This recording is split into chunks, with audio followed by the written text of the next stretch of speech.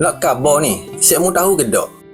Jika badan manusia boleh dijangkiti penyakit, sistem komputer yang kita gunakan hari-hari juga boleh mengalami benda yang sama. Virus komputer dicipta oleh penggodam kerana ingin menjangkiti komputer dan menyebabkan masalah, dan mereka juga dikatakan yang menghasilkan antivirus. Terdapat juga penggodam yang mencipta virus hanya kerana mereka mampu melakukannya dan ingin melihat sejauh mana kehebatan mereka dalam bidang komputer. Serta ada yang untuk membalas dendam dan sebagainya. 8 virus komputer paling dahsyat dalam sejarah. I Love You. Virus I Love You atau nama lainnya Love Bug atau Love Letter adalah virus komputer yang telah menjangkiti berjuta-juta komputer peribadi perisian Windows. Bermula menjangkiti komputer di Hong Kong dan ia kemudiannya tersebar ke barat. Virus ini menghantar email dengan tajuk I Love You dan melampirkan satu fail Love Letter for you. Mereka yang terpedaya dengan email ini dengan menganggap ada seseorang menghantar satu surat cinta kepada mereka akan membuka fail yang dilampirkan. Apabila fail ini dibuka, komputer mangsa akan dijangkiti dan mula menyebarkan virus ini kepada alamat email yang ada dalam buku email secara automatik tanpa diketahui pemilik. Virus ini sangat berbahaya kerana telah menjangkiti komputer perniagaan dan juga kerajaan, termasuklah sistem komputer Senat Amerika Syarikat yang menyebabkan sistem email Senat Amerika Syarikat ditutup secara paksa. Virus I Love You juga telah menjangkiti syarikat di Hong Kong, termasuklah syarikat perhubungan awam, syarikat kewangan serta Asia Wall Street dan Dow Jones Newswire. Pakar security komputer telah menganggarkan kerosakan pada perisian komputer sebanyak 100 juta USD dan menjangkakan jumlah